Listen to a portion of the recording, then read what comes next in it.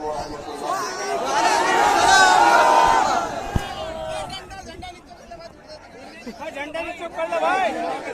फरमा हज़रत मौलाना मसूद मदनी साहब और देवबंद विधानसभा के मजलिस इत्तेहादुल मुस्लिमीन के उम्मीदवार मौलाना उमैर मदनी साहब, मोहम्मद कासिम उस्मानी साहब, हजरत मौलाना मुफ्ती आरिफ साहब कासमी, डॉक्टर आजम साहब, मोहम्मद अशरफ साहब, हजरत मौलाना मुफ्ती यादुल्लाह साहिब, PS बिंद्रा साहब और उत्तराखंड के मजलिस के सदर नैयर कासमी साहब, मोअज़्ज़िज़ हाज़रीन इकराम, बुज़ुर्गान मिल्लत, मेरे गयूर नौजवान साथियों, आप तमाम का बेहद शुक्रिया कि आपने अपना कीमती वक्त निकालकर आज की इस मीटिंग में शिरकत की। ये मेरे लिए बड़ी ही बाइज़े इज्जत, बाइज़े फख्र और खुशी की बात है कि अल्लाह सुब्हानहू व तआला ने मुझे एक तारीखी सरजमीन को भेजा और इस सरजमीन का रेजा रेजा रेजा चप्पा चप्पा गवाह है कि जिसने इस मुल्क की आजादी के लिए यहीं से आवाज उठी थी। अंग्रेजों की 200 साल की गुलामी की जंजीरें जो तोड़ी गई, वो यहीं के हमारे बुजुर्गों ने आवाज लगाई थी और न सिर्फ आवाज लगाई बल्कि अपनी जान के नजरानों को पेश किया, मसायब और मुश्किलात में अपनी जिंदगियों को डाला, जेल की सोबतें बर्दाश्त की और न सिर्फ ये बल्कि तारीखी सरजमीन है जहां से तौहीद और सुन्नत के पैगाम को सारी दुनिया में आम किया जा रहा है। तो ये मेरे लिए बड़ी बाइज़े इज्जत और बाइज़े फख्र की बात है कि मैं इस तारीखी सरजमीन में आया हूं और आपके दरमियान में खड़े होकर मैं एक ऐसे खानवादे के जानशीन और उनके फर्जंद के लिए आपसे गुजारिश करने आया हूं जिनके बुजुर्गों ने इस मुल्क के लिए अपना सब कुछ दे दिया, सब कुछ लुटा दिया। उन्होंने अपनी जिंदगी के चैन और सुकून को बर्बाद कर दिया। उन्होंने इस मुल्क में 2 नेशन थियरी को उन्होंने रिजेक्ट किया। मैं ऐसे खानदान के एक चश्मो चिराग मेरे भाई मौलाना मसूद मदनी के हक में आपको वोट देने की अपील करने के लिए आया हूं और हमारा फरीजा है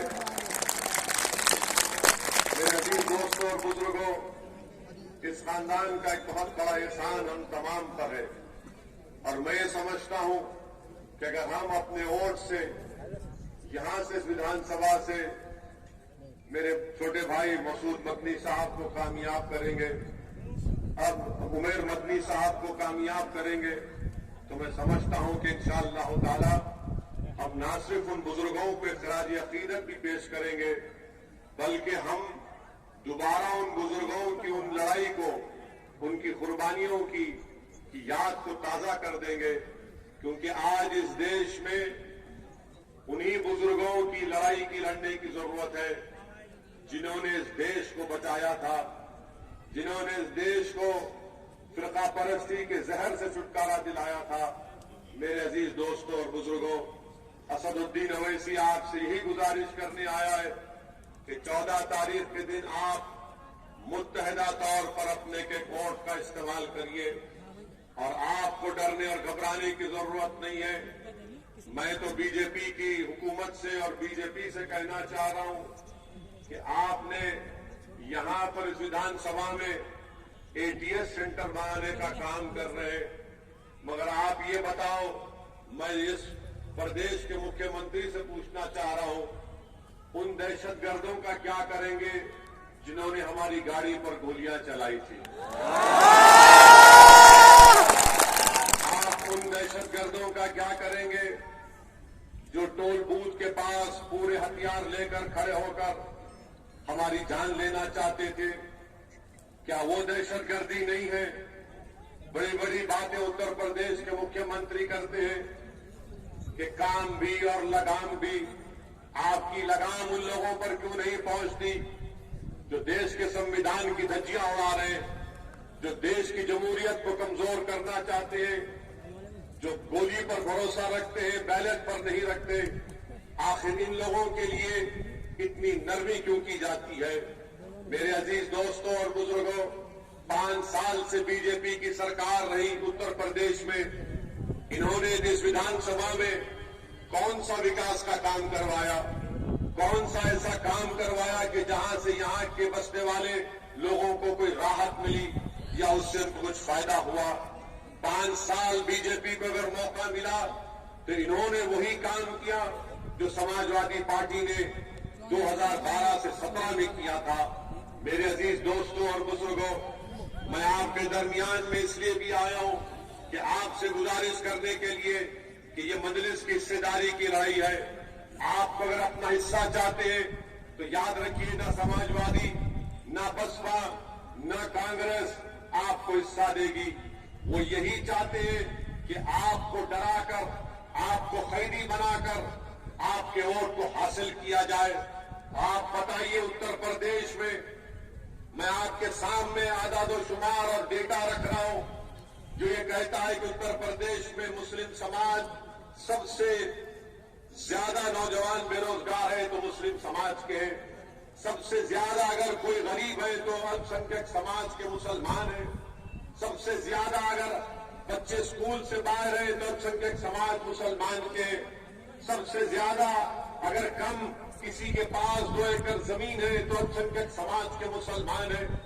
सबसे कम ग्रेजुएट है 3% तो अल्पसंख्यक समाज के मुसलमान हैं। आप बताओ फिर हमको क्या मिला? सिवाय डर के कुछ नहीं मिला। हम 40 साल से सिर्फ फिरका परस्ती को रोकने के लिए वोट डाल रहे हैं। हम 40 साल से सिर्फ हमारे तहफ्फुज़ के लिए वोट डाल रहे हैं। हम 40 साल से सिर्फ इनके झूठे दिलफरेब वादों पर भरोसा कर वोट डाल रहे हैं कि आपको आपका जायज मुकाम दिला दिया जाएगा। फिरका परस्ती इतनी उरूज पर आ गई कि बीजेपी के पास 300 MP जीत कर आ गए। आज हमको इतना दबाया और कुचला जा रहा है कि हम अपनी आवाज तक नहीं उठा सकते। आज इतना डर सपा, बसपा और कांग्रेस में पैदा हो चुका कि वो अपने मन से लफ्ज अल्पसंख्यक समाज मुसलमान लेने से इनका नेता डरता है। मेरे अजीज दोस्तों और बुजुर्गों, असदुद्दीन ओवैसी आपके दरमियान में आकर ये कह रहा है कि आपको डरने और घबराने की जरूरत नहीं है। ये एक तारीखी मुबारक सरजमीन है जहां से आप लोग तौहीद की शमा को रोशन करते हैं, सुन्नत के पैगाम को आम करते हैं। तो इस सरजमीन से एक गुनाहगार आपसे अपील करता है कि हिकमत और मसलहत के नाम पर खुदा के लिए अब के बार बुज़दिली के मज़ाहिर मत करिए। डर के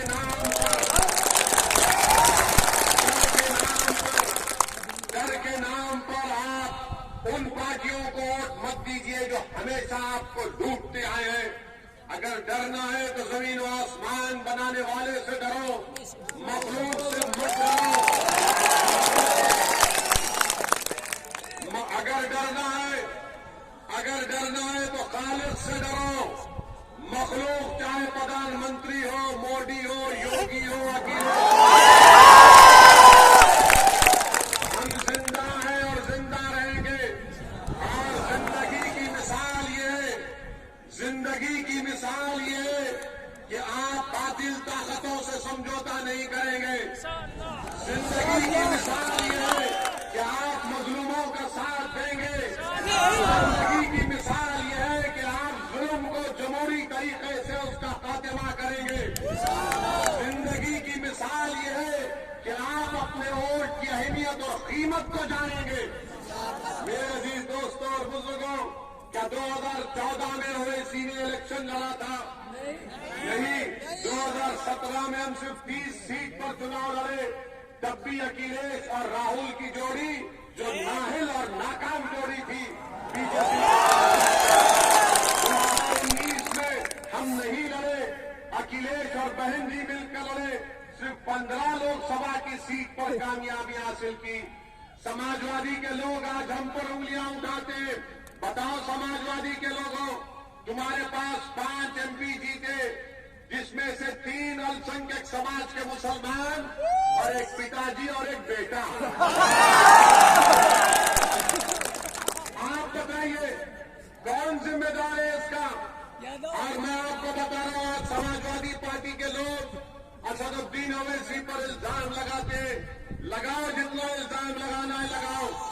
तुमको बता रहा हूं कि तुम्हारे इल्जाम लगाने से मैं पीछे हटने वाला नहीं हूं इंशाअल्लाह।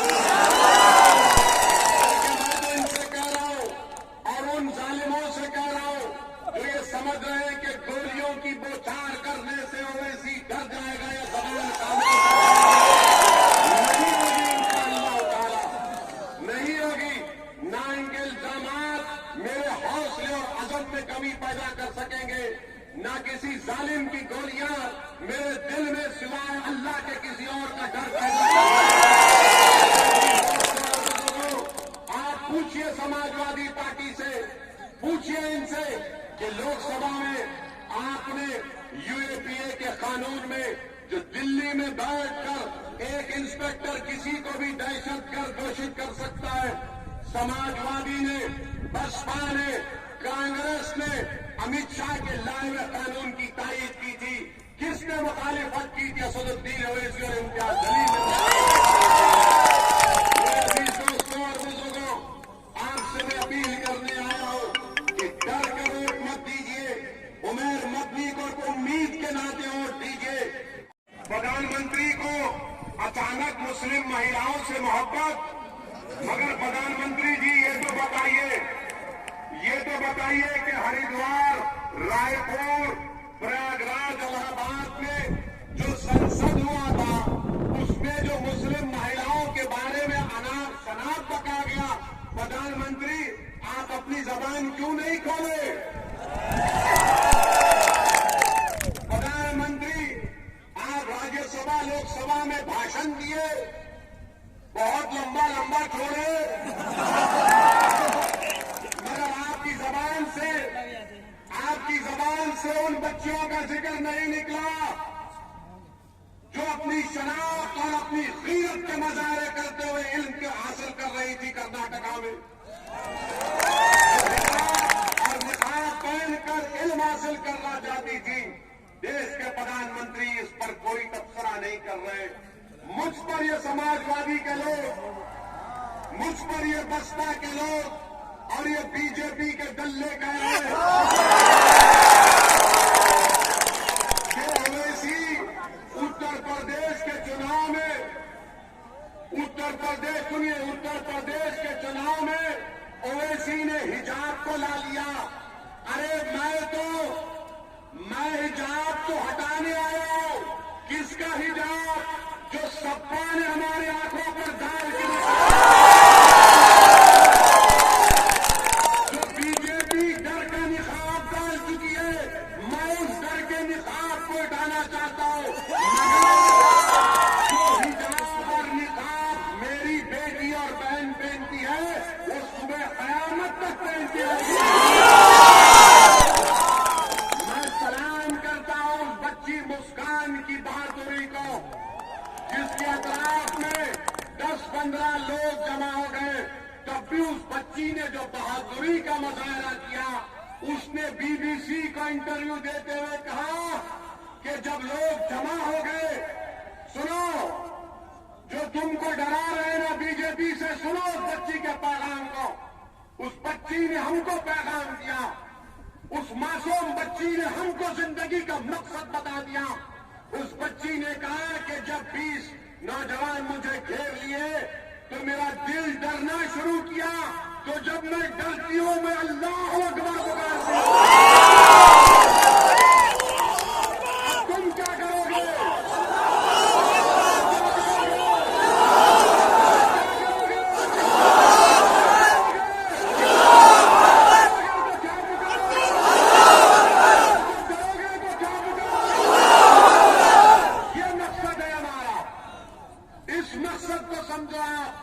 जो हमारी जबानों को बंद करना चाहते हैं, अरे हम क्या तुम्हारे बोलने पे जिंदगी गुजारेंगे? तुमको मेरी दाढ़ी पसंद नहीं है, कोई परवाह नहीं, मैं दाढ़ी छोड़ूंगा। तुमको मेरे सर पर टोपी पसंद नहीं है, मैं टोपी पहनूंगा। तुमको हिजाब पसंद नहीं है, मेरी बेटी पहनेगी इंशाअल्लाह। मैं क्या तुम्हारा गुलाम हूं? मैं क्या तुम्हारा कैदी हूं? मैं क्या तुम्हारे इशारे पर बैठ जाऊंगा? मैं क्या तुम्हारे हुक्म पर नीचे गिर जाऊंगा? नहीं, हम गर्दन झुकाएंगे तो रब्बे करीम की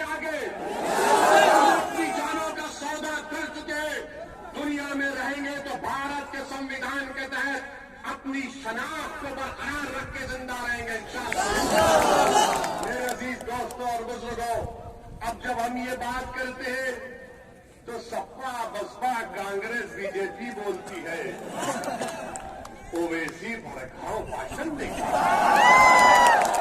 इसमें क्या बरता है? हम किसी के खिलाफ बोले, किसी मजहब के खिलाफ बोले?